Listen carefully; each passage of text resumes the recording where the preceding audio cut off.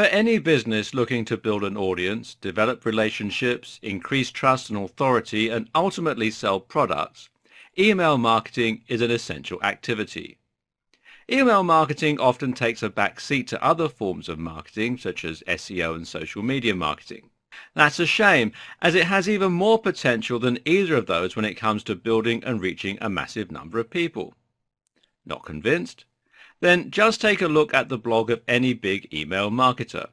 Almost all of them will describe their email marketing and list building activities as the single most important aspects of their business. One such blogger is Michael Hyatt. He had the following to say about email marketing and list building. Quote, "I have literally built a multi-million-dollar business on the strength of my email list. 90% of my income comes from it. Even today, my email list is still my #1 business priority and asset." And you can read all about him at michaelhyatt.com. Meanwhile, Douglas Carr from Marketing Tech Blog said, quote, "Without a doubt, our email list is the best investment we've ever made." And you can read about him here at marketingtechblog.com. And Michael Stelzner of Social Media Examiner says, quote, "Email is the most important channel for you to cultivate." And that's from a site about social media, and yet the owner is recommending email marketing above that very tool. The list of big names who claim email marketing is their most important tool goes on, and the statistics back this up too. For instance, did you know that 91% of all consumers check their email daily? Or that surveyed companies rate their email campaigns as more profitable than PPC advertising, social media marketing, or content marketing? Did you know that 66% of US consumers over 15 have purchased at least one product via an email campaign? Or how about the fact that email marketing has ROI of 4,300%? That's an absolutely gigantic figure. So what is it that makes email marketing such a powerful option for bloggers, businesses, and marketers? How does it offer such incredible ROI and lead to so many sales? Well, the ROI, of course, is due to the simple fact that email marketing doesn't cost much. It requires very little work on your part while still yielding incredible results. You'll only need to send an email once a week or once a month, while your mailing list will build itself once you've set everything up properly. From there, though, you can reach your audience directly in their inboxes, which is something you can't achieve through Facebook or even through SEO. People carry mobile phones on them 24/7 these days, which means you can reach them right in their pockets any time of day and when they're likely to be most receptive to your marketing message. This also means that you aren't going to go through a middleman or a gatekeeper. Building a massive Facebook page following is great, but ultimately you're always going to be beholden to Facebook. If Facebook decides to delete your page, which isn't unheard of, then you can lose all that hard work and investment with no explanation. And recently, Facebook changed their policies so that a post to your Facebook page would only reach about 10% of your audience. You see why it's worth having your own audience and direct access to that audience. Email marketing also lets you send multiple messages and time those messages perfectly. This means you can build anticipation for a product launch, generate interest in a new project, and discuss matters with your audience. You have complete control over your marketing message, and that's incredibly powerful. Essentially, what all this means is that you can use email marketing in order to create and manage a sales funnel. We'll talk more about this later, but essentially a sales funnel is a series of communications that gradually draws in a reader. This is what leads someone from being a cold contact to being interested in your product, to being invested in your brand, to making a purchase. It's also why most marketers agree that it takes 5 touches with any audience to yield one sale. With email marketing, you can manage all of those touches and time them to perfection for the very best results. That's why it's such an incredible tool.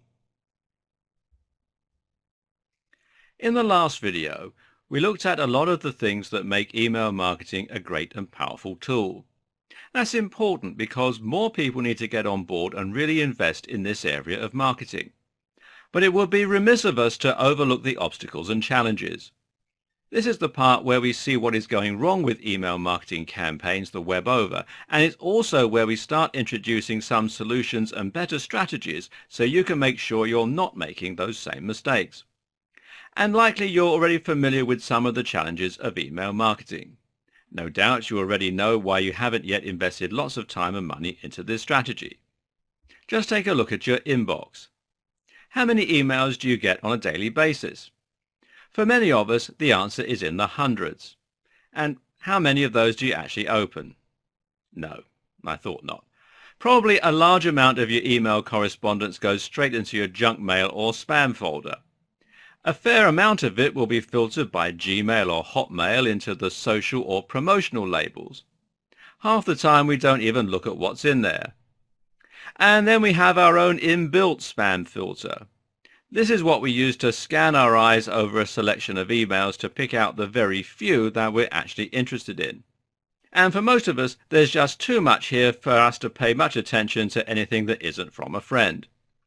A typical inbox might have messages from Pinterest, Facebook, Amazon, Vistaprint, Lulu.com, Success Resources, Groupon, and then countless bloggers and marketers. How are you supposed to stand out? How are you supposed to get past the spam filter? And how are you meant to build a relationship with anyone under those circumstances? This is what we'll be addressing in the rest of this video series. By the end, you'll come away with incredible skills that you can use to build a massive list of people who are actually excited to receive your messages and who actually engage with your messages. We'll go over the basics, but then we'll look at some more advanced techniques, tips and tools that will ensure that your messages are getting opened and your list is highly targeted. First of all, let's recap on the basics. How does one go about building a mailing list, and what are the best marketing techniques to ensure that it keeps growing? Of course, to begin with, you need the most important tool for building and managing a mailing list, an autoresponder. An autoresponder is essentially a piece of software that manages a mailing list on your behalf. It saves you a ton of time in the long run, and it's really not an option to go without. Specifically, an autoresponder is what you use to create your opt-in form. This is where your visitors will enter their names and their email addresses in order to subscribe. From there, the autoresponder will then be where the database of users is stored, and it's where you'll send your messages. These tools allow you to message huge lists without using the BCC function of your email. What's more, autoresponders also give you lots of information regarding your emails. For instance, they can tell you what percentage of them are actually getting opened. They also provide you with other powerful features, such as the ability to include the recipient's name inside the message. This way your email can say, "Hey John," instead of being generic and the same for each subscriber. Autoresponders also allow you to implement a double opt-in, meaning that subscribers need to respond to a confirmation email and confirm their interest. This protects you from spam and from people who aren't really interested in reading your messages. More importantly, autoresponders allow people to automatically unsubscribe rather than requiring you to manage it manually. For all these reasons, an autoresponder is an absolutely essential tool and not something that you can do without. Three of the bigger autoresponders out there are MailChimp, GetResponse, and Aweber. Unfortunately, these tools aren't free, so you will need to pay. Also unfortunate is the prices are not set fees, which makes it really quite hard to directly compare the value on offer.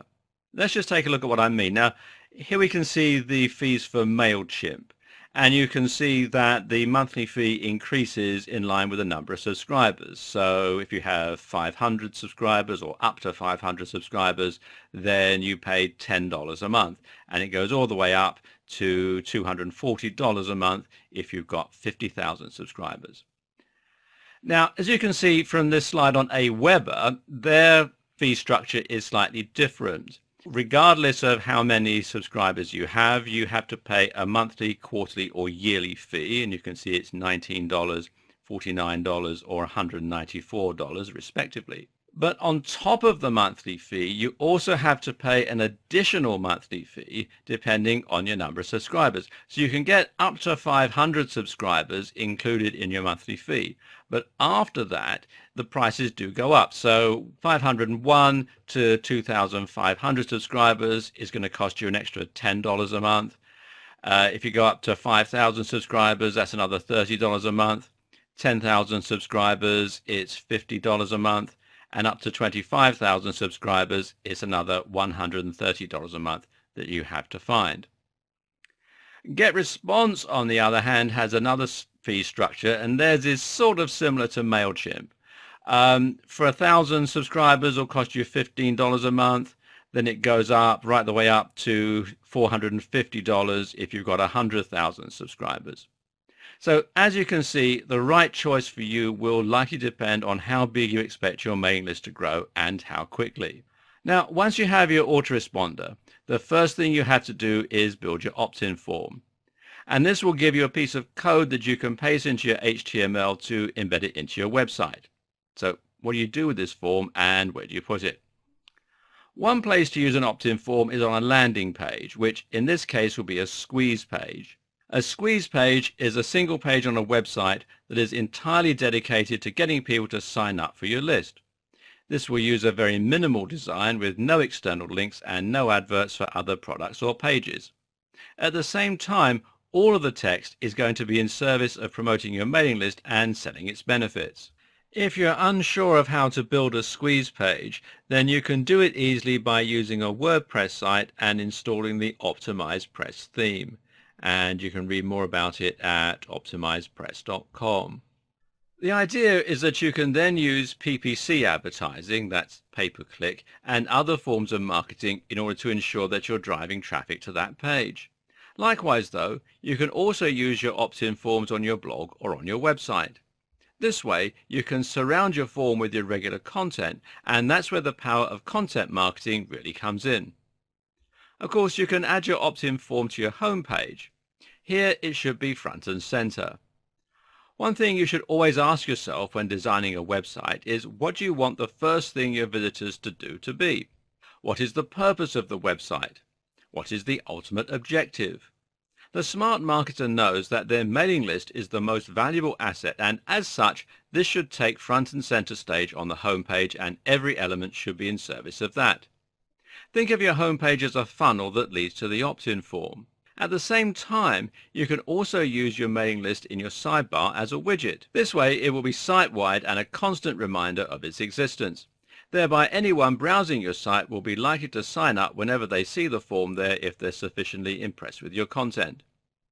And one more tool to make sure that your audience definitely sees your opt-in form and engages with it is the use of a popover. A popover is like a pop-up, except it doesn't open in a separate window. Instead, it pops up within the browser and sits on top of the content of the website. Your visitors will then need to either enter their email or click close in order to continue browsing. Many bloggers say that the popovers increase their subscriptions by several 100%, so this is a very worthwhile technique. But do keep in mind that popovers also rub people up the wrong way. You don't want to overdo this because it ultimately prevents your visitors from seeing the content that they came to enjoy. It takes up their time, it's invasive, and that can really damage your brand if you're not careful. This is why you should use a popover plugin that gives you advanced functionality. There's no point in showing your mailing list as soon as someone lands on your site anyway. Why would they be interested in signing up when they've never heard of you and haven't read one bit of text? Instead then, use smart algorithms to create popovers that only show when the visitor has spent a significant amount of time on your site, or when they've scrolled down the page a certain amount. Likewise, make sure that your popovers don't show when people return to your site a second time, and make sure that they're easy to close, even on mobiles. A great tool for making popovers is SumoMe, and you can install it for WordPress from within the WordPress dashboard, or you can come here to wordpress.org/plugins/SumoMe. There are some other plugins that do the same thing available too. But finally, you'll also be able to embed the opt-in forms directly into your content. This way, the objective is to make your articles and blog posts serve as free tasters for your mailing list. The idea is to show your audience that you know your stuff, that you're capable of writing engaging content, and that you're focused on delivering value. If they read lots of your content and they're consistently impressed with the quality and value you offer, they'll want more and they'll want to know about the new content and projects you're working on. And that's when they'll be likely to sign up for your mailing list. Think of the way Starbucks will sell their new coffees, by standing outside with free samples and then offering them to passers-by. Your website visitors are people who are just stopping by on the information superhighway. You need to use your content to lure them in, and that means you need to keep offering amazing value.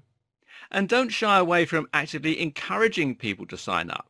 Don't just paste your opt-in form into the corner of your website and hope your fans will find it. Instead, blow their minds with some incredible high-quality content and then remind them about your mailing list where they can get much more similar information.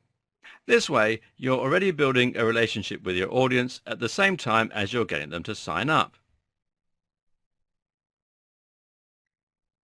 Now you have all these elements in place. Your website should be a veritable sign-up machine. The next trick is to get people to your website. If your content is great, your opt-in form is prominent, and you're sending lots of people to your site every day, your list will grow. But here's where things get a bit more tricky, because it's actually not about building a massive list. Far more important than that is to build a highly targeted list. You need to make sure that your mailing list is filled with people who actually want to be there, who enjoy your content, and who might want to buy your products. This means you need to market your site, but you also need to market it to the right people. Later, we'll look at how to build your squeeze page and content in such a way that it also filters the kind of people you don't want on your list. These are people who won't open your emails. Now, the first way to do this is via PPC. Now, PPC is pay-per-click advertising. And this means that you're only paying when someone clicks on your ads, which in turn means a completely unsuccessful ad campaign doesn't cost you anything. The two main platforms for PPC advertising are Google AdWords, and these are adverts which appear alongside Google searches, and Facebook ads, and these are adverts that are shown to specific Facebook users. The most important benefit of these is probably that they allow you to target your visitors very specifically. On Google, you do this by carefully selecting your keywords. If you sell information about fitness, then you want people who are actively looking to get fit. The best way to find those people is to place an ad on the SERPs, that's the search engine results pages, pertaining to topics like lose belly fat or ebook on building muscle. If you do this, then you'll only be promoting yourself to people actively looking for information similar to that which you supply. On Facebook, meanwhile, you can do the same thing by targeting your viewers based on their hobbies, their interests, gender, location, and so on. If your website is about wedding planning, for example, then you can ensure that your ads are only being shown to people who are engaged. That will make sure that your ads are targeted, but is it enough? You're still paying several cents for each of your visitors and even more for each subscriber. Is a subscriber worth that much? While estimates vary, it's generally agreed that a subscriber is broadly worth about $1. As long as you're paying less than $1 per subscriber, then you should expect to see some ROI, but this will only happen if the list is targeted. It will only happen if the people who subscribe are likely to buy your products down the line. That's why you might choose to go even further in targeting your list. For example, you could state outright in your advert that the list is to receive information about exciting new products. Now, only people who are potentially interested in buying your products will sign up. Likewise, if you have a squeeze page, you can focus this on a project that you're currently working on, something you intend to sell in the future. Then you can invite people to sign up if they'd like to learn more about the product. Again, you're now paying for people who are actually interested in buying something, not just in reading your mailing, and that means ROI. Thankfully, Facebook provides a tool that you can use alongside such a method called CPA. This is cost per action, and essentially it means that you're no longer paying per click, but paying per action. And in this case, the action is signing up to a mailing list. Now, you only pay if someone actually subscribes, and they will hopefully only subscribe if they're interested in buying your product. This is why targeting is so important. It's what ensures maximum ROI. You really shouldn't even consider paying for your subscribers or your marketing unless you're going to be using this level of targeting alongside your list building. Meanwhile, you can keep driving people to your site using SEO and social media marketing. Of course, SEO is search engine optimization, and it revolves around adding lots of relevant content to your website, as well as generating lots of links on external websites. Social media marketing means that you're going to be posting comments, links, pictures, etc. that your audience can appreciate, and this in turn will drive them to your website. Getting someone to follow you on social media is a great step towards getting them to sign up to your mailing list. This way, they are already subscribing to your content in one sense, so it's a small push to encourage them to join your mailing list. Again, that step is going to be motivated by the high-quality content that you'll keep adding to your site. Make sure you post content to your website regularly and that you do the same with your social media. Likewise, maintain a consistent branding across social media and your website, and be sure to link your website to your social media and vice versa. You want to create as many inroads as possible to help people discover your site and thus your list. If you have lots of people visiting your squeeze page and your content pages, but no one is signing up, then you may need to give a little push to get them to make the decision. This is where using incentives comes in. An incentive is essentially something that you'll use like a bribe to make your list more appealing, and it takes the form of a free gift. Of course, if you're a small business, then you can't afford a big loss leader. So the gift you give away should be something free that won't cost you any money per download. A great example of this is an ebook, and these tend to be one of the most popular types of incentive. Similar options include free reports, in other words mini ebooks, email courses, mind maps, and so on. Incentives can be an excellent tool for generating more subscribers, but unfortunately they can also be damaging to your list for a number of reasons. Some marketers advise against using ebooks, for example. Why? Because there is a danger an ebook can be seen as taking up too much time for the reader. How many people are actually going to read all the way through an ebook? And by the end of that, are they going to want more of your content, or will they be all burned out?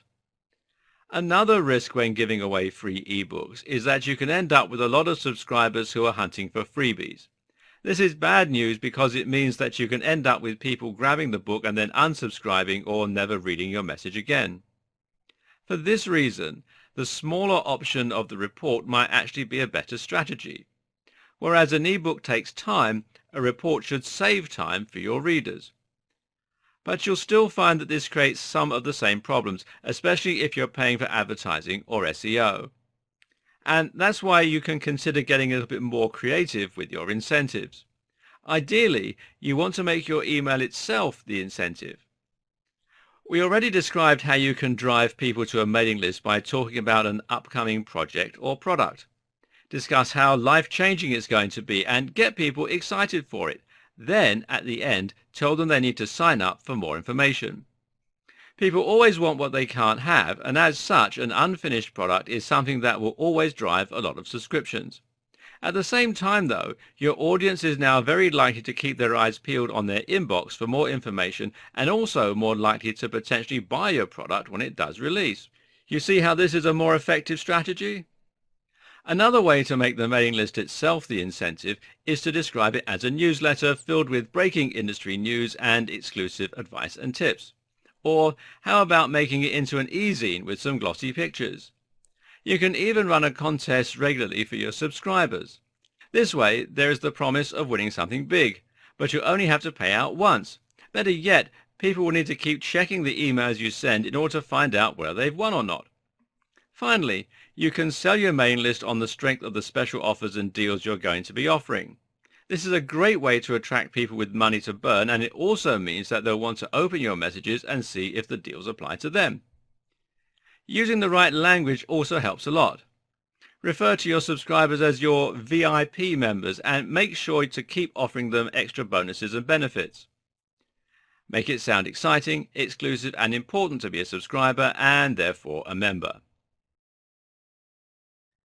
If you've done all this correctly, then the people signing up to your mailing list should be fans of your content who trust your authority and who are interested in the value you're providing via your emails. That means they'll be more likely to open them and read them. But this is where the really important stuff comes into play.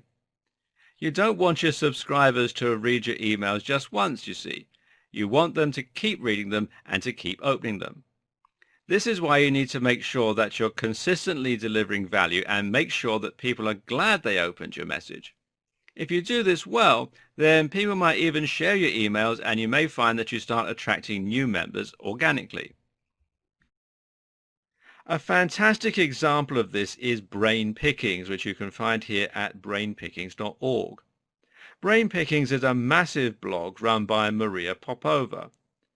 The blog is huge today and has millions of readers, and it's regularly featured by the likes of Wired and The Times. Now, how did it get to this point? Well, actually, it started out as a mailing list that Maria made for her friends and some colleagues. She would simply put a few things she was interested in into an email and send it to a select few members along with some comments of her own. Now, this is called aggregate content. People on her list found the content so fascinating and entertaining that they started recommending their friends to sign up and passing them around. Gradually, more and more people signed up and her emails became more and more in-depth. Eventually, she launched the site in response to demand and, well, the rest is history. In this case, Maria did no marketing and started out very small. What made her emails a success was the pure value she was delivering. You need to make sure that you do the same. How do you do that? The answer is simple. You focus on delivering unique, fascinating, and valuable content. Here's the problem with 99% of content marketing. It's incredibly dull. How often do you see articles on fitness with titles like 10 pec exercises you can do at home? How many SEO articles are there on 10 mistakes in SEO? These topics just sound incredibly dull, and they're highly derivative and overdone. You'll struggle to stand out with subjects like that. On the other hand, though, an example of something from Brain Pickings would be Adam Gopnik on Darwin's brilliant strategy for preempting criticism and the true mark of genius. Or how about Nico L. Kraus' beautiful letter to Van Gogh on fear, bravery, and how to break the loop of our destructive patterns. Now, that is some content with real meat. That's content that has you imagining the potential implications as soon as you read the title, and you just know that it's going to be thoughtful, in-depth, and something you can enjoy over a nice warm mug of tea. This is where the value comes in. Of course, you need to make sure you're remaining on topic and staying within your niche or your industry. But while you're doing that, you need to come up with topics, information, and discussion that isn't anywhere else. You need to convey that information in an entirely new way, and you need to put as much effort into creating stunning content as possible. Then people will read your emails and they will look forward to the next ones. What's more, this will help you build trust in your brand and in you as a marketer, and ultimately that will make your audience much more likely to buy products that you subsequently recommend. And to reiterate, this is also what you need to be doing on your website so that people want to subscribe in the first place. Look at studies, be inspired by historical texts, find interesting people, explore your subject, and bring something new to the table. As well as offering excellent value, you also need to think about conforming to some of the standards and expectations inherent in content marketing. For starters, while the recommended length for a blog post is roughly 1,800 words, the average email could be much shorter. When people read blog posts, they're doing it through their favorite browser at a time that they've set out to read something interesting. Reading the inbox when they're checking their emails in the morning, though, is something quite different. Aim for roughly 400 to 700 words, depending on the format of your email. And this is another point, the format of your email. What is your email going to be? What purpose does it serve? Some emails effectively work as blog posts, just like Maria's did. A newsletter, though, is something slightly different again. This will be a roundup of news that will pertain both to your website or blog and to your industry or niche, and this can be a little longer. Other options are to create an e-course which will be slightly different again, or to promote special offers. Most likely, your email will be a bit of an amalgamation with an introduction from you, followed by a feature and some highlights from your site, and maybe a bit about your latest deals and offers. This is what can be considered a newsletter. Another consideration is frequency. How often are you going to send your emails? The key here is to avoid sending emails too regularly, thereby frustrating and irritating your subscribers. At the same time, though, you don't want to go long stretches with no correspondence at all, as this will make your list seem abandoned, which isn't great for your brand visibility or for demonstrating your commitment to your site and your business. A good rough guide then is to send an email about once a week. You can make this a little less, about once a month, or you can increase the frequency as you begin selling. As for timing, this is another area where there is some debate, but the main thing you want to avoid is your email being one of several in your audience's inbox. That means avoiding sending your email when they'll be sleeping, as that's when emails will get the chance to stockpile. Fortunately, you can use your autoresponder to send emails at different times to different time zones. Also important with your mailing list is to write with the right tone and the right voice. Partly this is going to depend on your industry and niche, which will determine the persona that you're targeting. Are these young people reading about a hobby and interest, or are these professionals? Regardless of the specific target, though, your emails will likely be a little more friendly in tone than your blog posts and articles. The difference here is that you're speaking directly to your audience, and as such, you should use plenty of I and you throughout the message. If you can open up and be a little vulnerable in these messages, it will help you to avoid coming across as simply trying to sell a product, and it will make your audience feel as though they're getting more privileged access to your brand. Feeling worried about writing your first email? Great! Tell your audience that and ask for their feedback. It's endearing and it encourages engagement.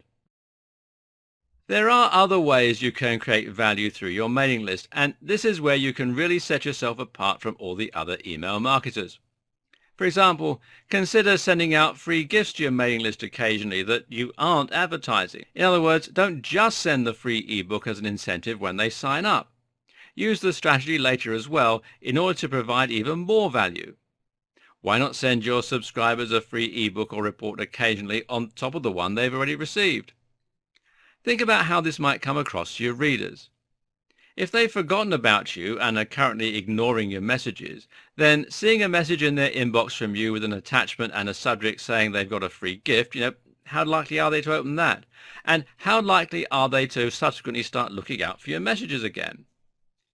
This not only draws attention to your messages again, but it also makes people feel good, and they'll associate that good feeling with your business. This is a great way to gain goodwill because it's unexpected. This strategy is known in business as over-delivering. It means that people will be even more impressed with a freebie that wasn't advertised because it means they're getting more value than they were promised in the original deal. And if your ebook or report is great quality, it will encourage them to further consider buying a product that you subsequently promote. And don't just give away ebooks. How about giving away a free mobile app? Or how about doing a deal with another product creator to offer a heavy discount?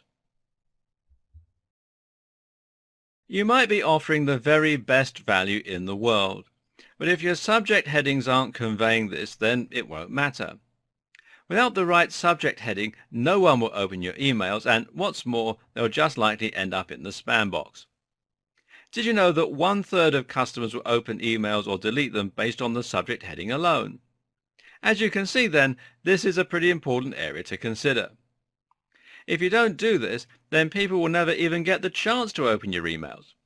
To do this, you need to understand how spam filters work, and basically this is in a manner similar to Google.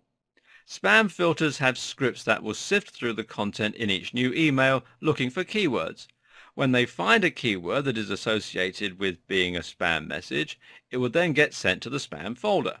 Now, what are these keywords? Well, they're different for every email client, so you're not going to be able to find a complete list anywhere, but some common ones include download, store, shop, money back, gambling, Viagra, handbags, and so on. The list just goes on and on.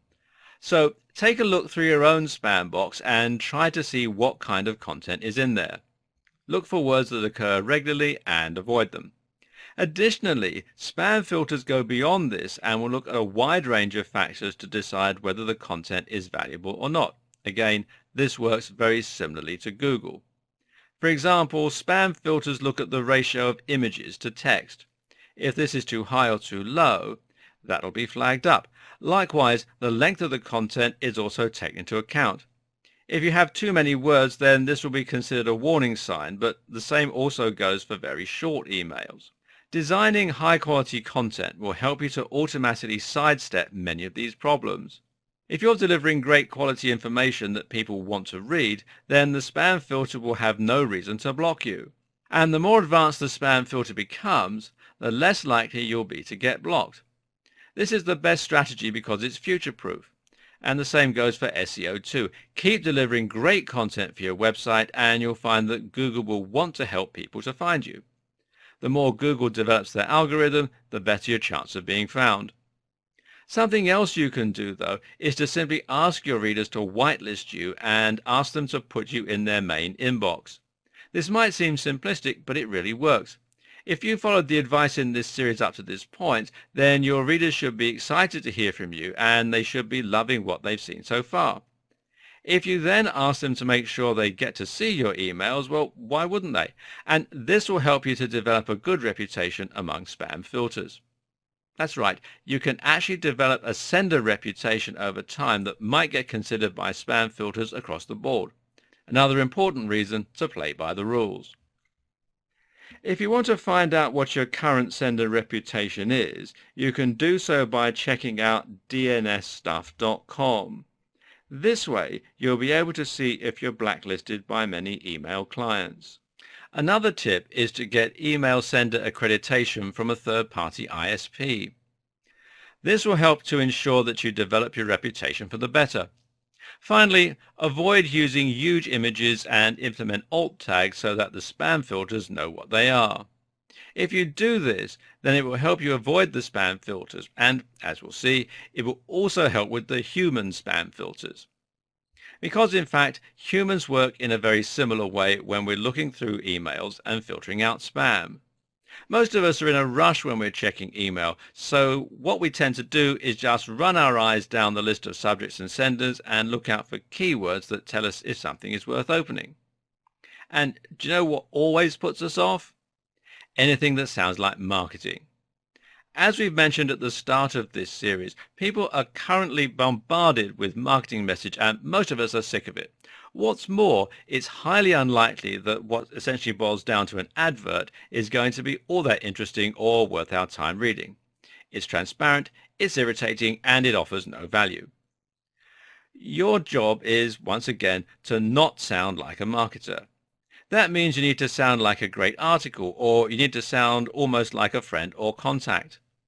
That is why using the subscriber's name in your subjects can be very effective. This is a keyword we look for when trying to find messages we do want to open. Similarly, using re, which means regarding, at the start of your email can make it look like part of an email thread, which gets more clicks. Another good strategy is to ask a question or to invite a comment. By seeming more conversational like this, you can set yourself apart from all the marketing talk. And what's more, people absolutely love giving their opinion and feeling important. Ask for feedback. Ask if people will be interested in helping. Just make sure that you aren't tricking your audience. Always ensure that the content inside the email reflects the subject heading. Meanwhile, you also want to display the value in your subject and you want to make sure that your emails sound interesting. Better yet, try to leverage some of the curiosity of your audience. This is something that the much maligned clickbait articles do very well. Clickbait is any article that's designed just to get people to click on it. Normally to accomplish this, it will use emotionally manipulative strategies. These are the articles on Facebook with titles like, "You'll never guess what this terrible mother does to her kid next," or "Amazing superfood that's more powerful than steroids, but should it be illegal?" These articles get us to click because they use titles that stand out and make us highly curious. If we leave the page without clicking on them, we're left wondering what they could possibly have been about. But while these topics might be very effective at getting clicks, they're also terrible for building trust and authority. That's because the emails can never deliver on their promise. The result is that the reader feels tricked and as though they've wasted their time. Your job then is to use titles that are just as eye-grabbing and interesting, but actually have something meaty to write about. That might mean talking about a new study, a little-known technique, or the psychological implications of your line of work. If you use the advice we discussed earlier on in writing high-quality content, then this should come easily.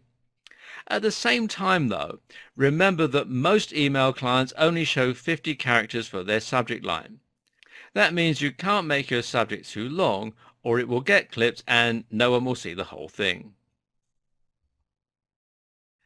Now you've done a ton of work to make sure that your mailing list is highly targeted and that subscribers will only become more engaged and committed as a result of receiving all of your high-quality correspondence.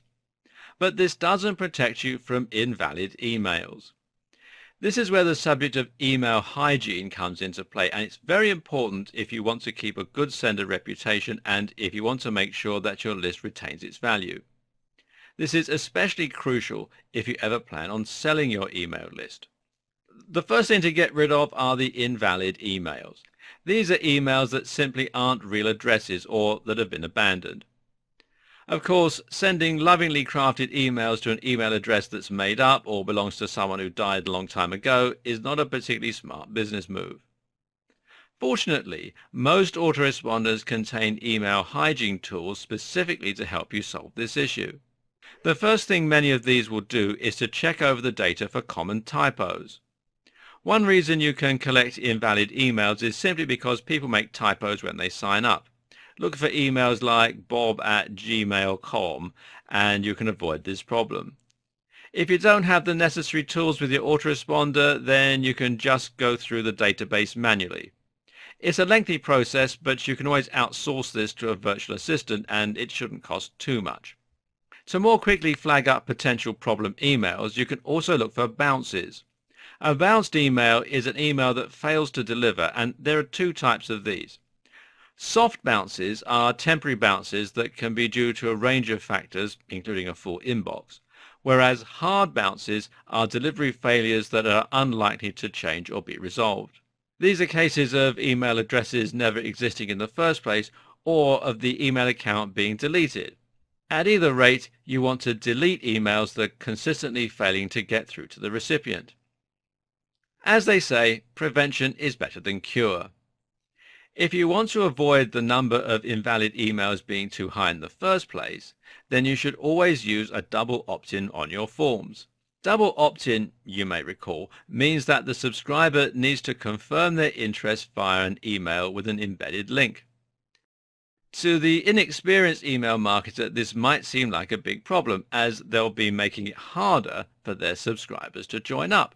But in reality, this is an important tool for blocking fake emails and for blocking spam. Spam, of course, is caused by robots and scripts that automatically fill in forms, but which won't be capable of responding to a confirmation email. At the same time, spam filters also block people from signing up who aren't really interested in your product or your message.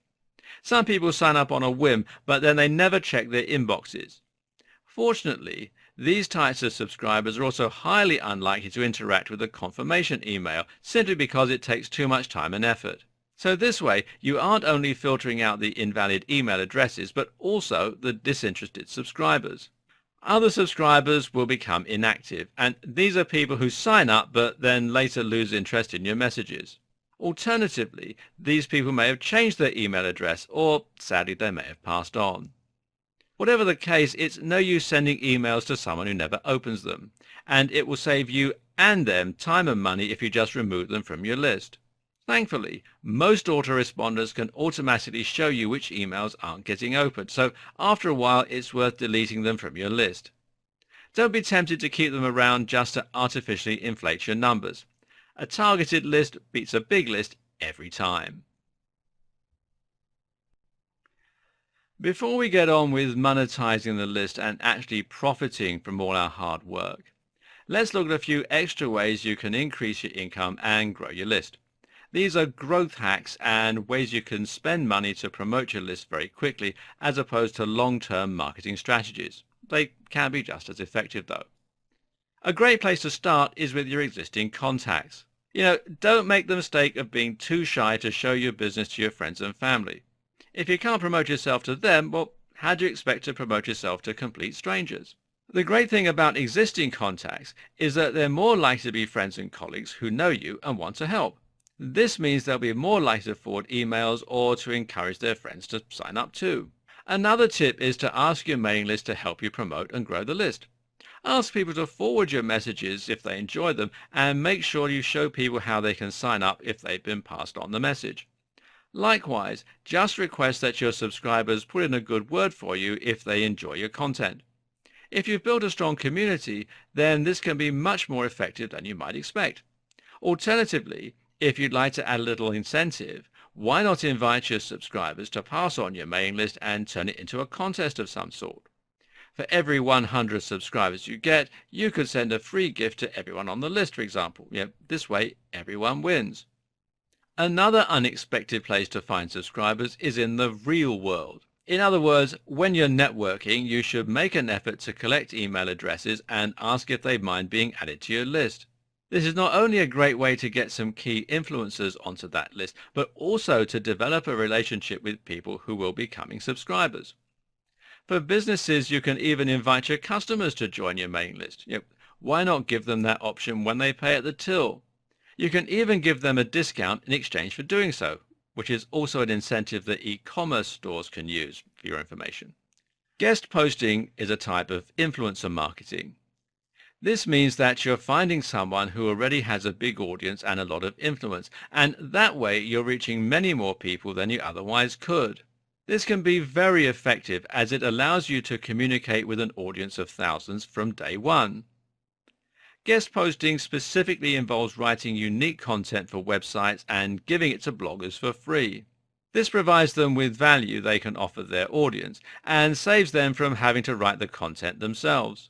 In exchange, they will hopefully agree to let you put your opt-in form at the bottom of the message.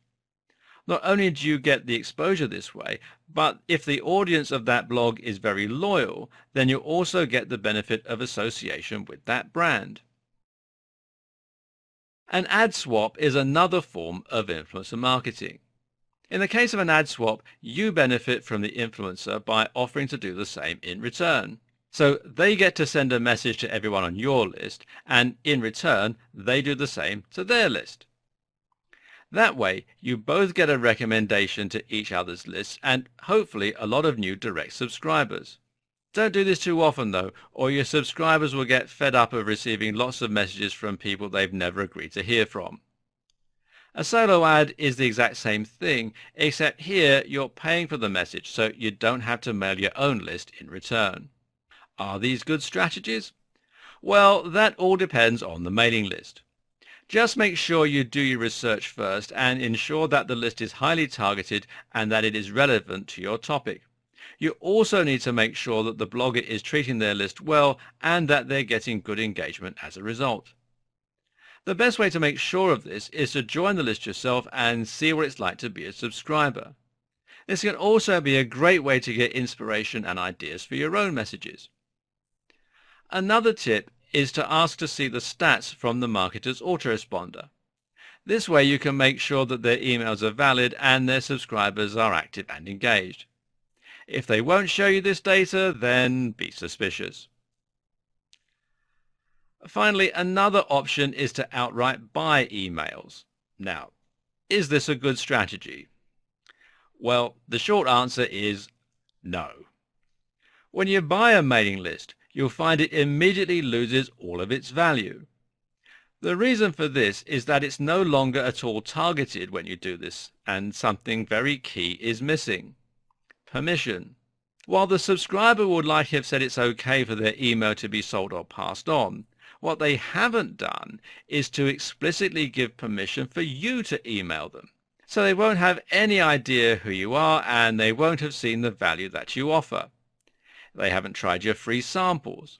This makes it very hard for you not to get ignored, and that's why email addresses are often sold in bulk loads of 1,000 or more on Fiverr for just $5. Don't waste your money. You've done a ton of work at this point, but as yet you still haven't earned any money. Now, don't worry, this is where the selling comes in, and that's how you're going to monetize your list and make a profit from it. But you haven't been wasting your time with all of that targeting and value. This is exactly how you'd have built up the trust and the authority for your brand so that you can be effective in your selling going forward. Providing value is what makes people want to keep reading your emails, and you need to keep doing this to keep them interested and on board. So when it comes to selling time, you don't want to just suddenly change track and hit them with the hard sell. Instead, you need to gently introduce them to your products, and you need to get them interested in buying. All the while, you still need to be providing value via your emails. This is where AIDA comes in. AIDA is an acronym that stands for Awareness, Interest, Desire, Action. Were you to create a sales page to sell a product, you would attempt to fit all of these stages into your persuasive writing. For an email list, though, you have the space and flexibility to handle each step in a separate email.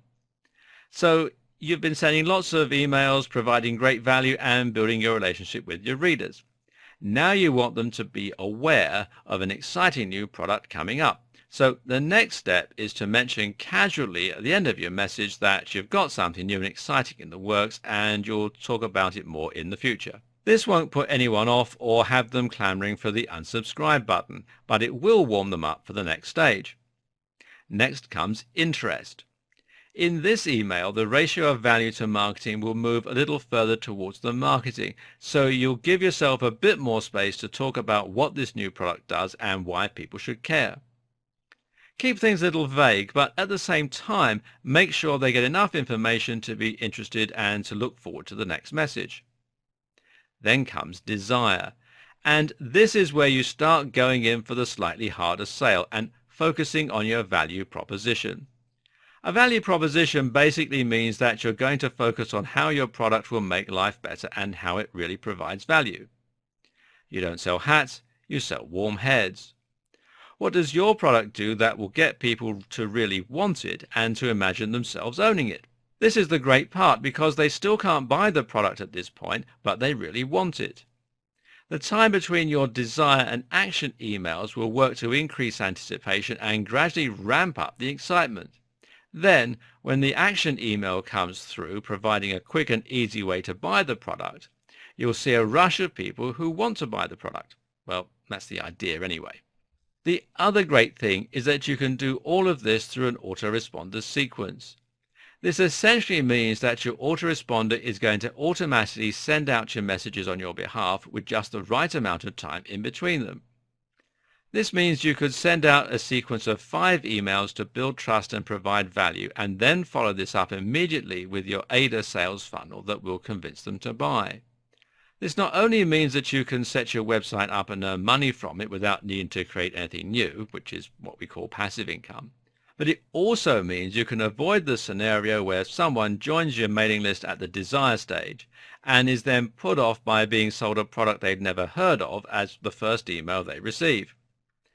You can combine autoresponder sequences with regular emails, or you can use just one technique or the other.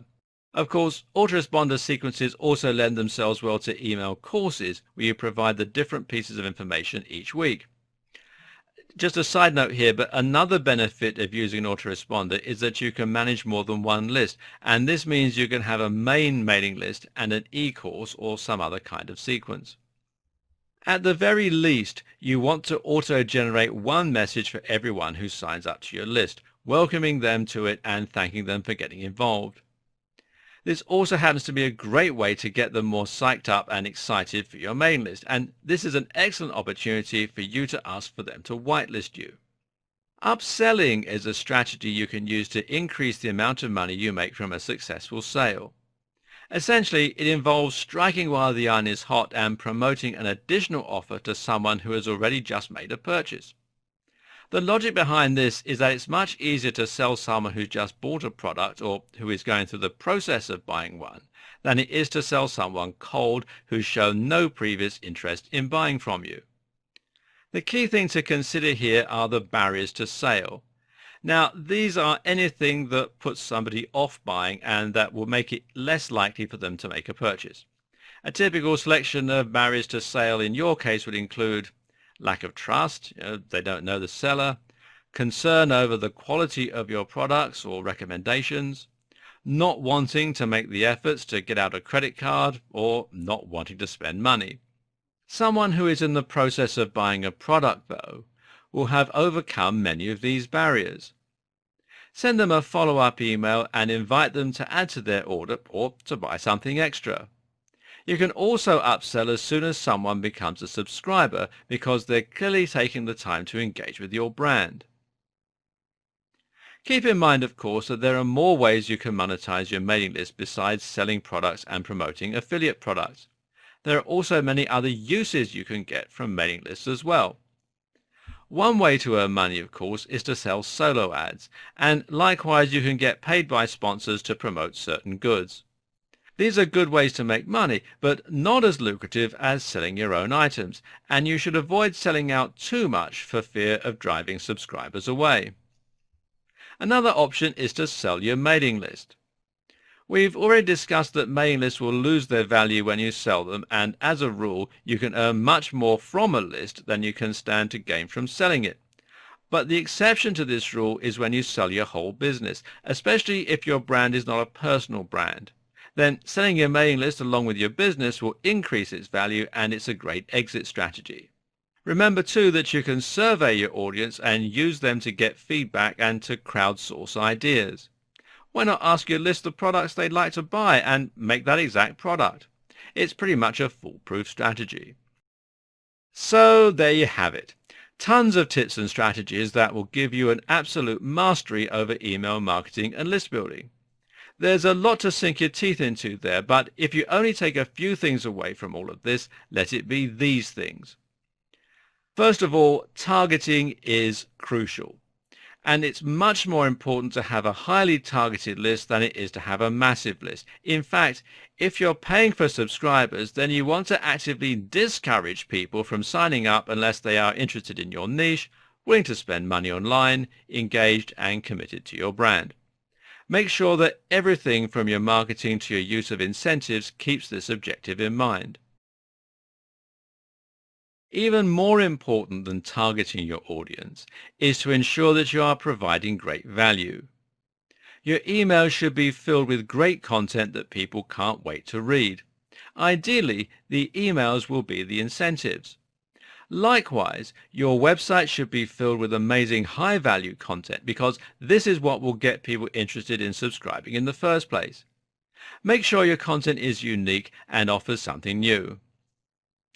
And finally, make sure you are promoting your list. This means you should feature it prominently on your homepage, it means you should mention it regularly in your content, and it means you should talk about it when you meet people in person. Don't just leave your opt-in form there and hope people will find it. Really push it. When you do all of these things, you'll quickly learn why a highly targeted mailing list is one of the most valuable things that any business can invest in. You'll have direct contact with a highly engaged and relevant audience, and from there, the possibilities are endless. And I wish you every success.